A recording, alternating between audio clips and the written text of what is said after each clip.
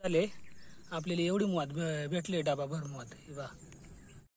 आपल्याला जो मध मिळालाय तो मध वर्षभर टिकून राहावा म्हणून तो गाळणीने व्यवस्थित गाळून किंवा कपड्याने व्यवस्थित गाळून तो मध शुद्ध मध आपल्याला साठवून ठेवायचा आहे.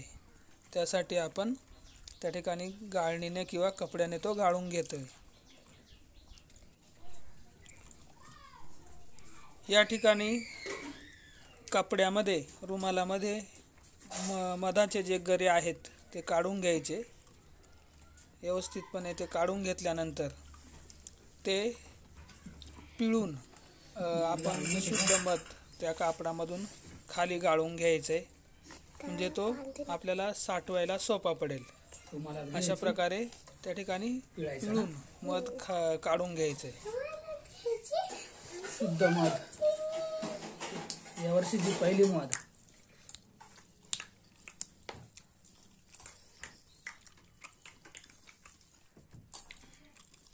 यंदा मोळाच नाही भेटली.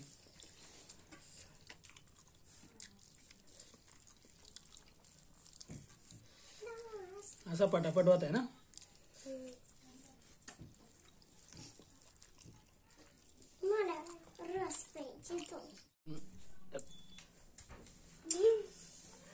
ही मध आणली आता रुमालात घेतले आणि ते पिळून घ्यायचे. एवढे पिळायचे का? आता पिळून घ्यायचे. रुमाला पटक्यांमध्ये ना गाळणीला लवकर नाही होत. अशी पिळायची म्हणजे शुद्ध मध खाली येते, घाण वगैरे नाही येत.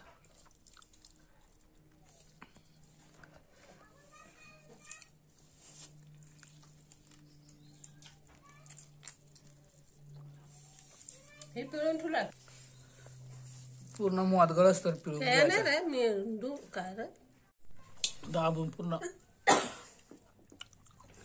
काय पिळून काढेल त्या. अजून एक गावचा लागत आहे ना गावसाय.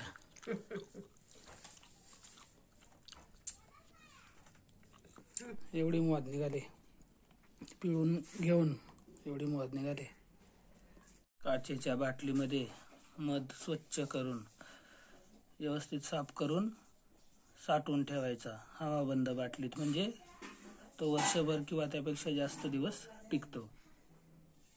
धन्यवाद.